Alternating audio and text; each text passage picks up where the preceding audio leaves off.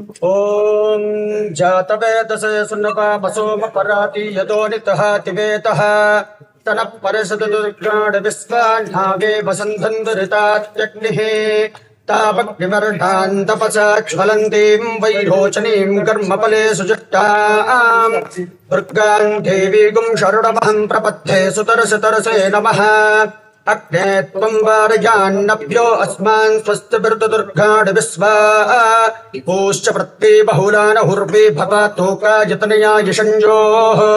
विश्वानिनो दुर्गः जातवेधः सन्धन्दनावादुरितातिपर्षि अग्ने अत्रिवन्मनसा गृणानोऽस्माकं बोध्यपिता तनूनाम् प्रतनाचतुगुंशहमानभग्नमग्निगुं भुवेम परमात्सदस्थाते सनः परिषद दुर्गाण विश्वाच्छामद्धेवो अतिदुर्दात्यग्निः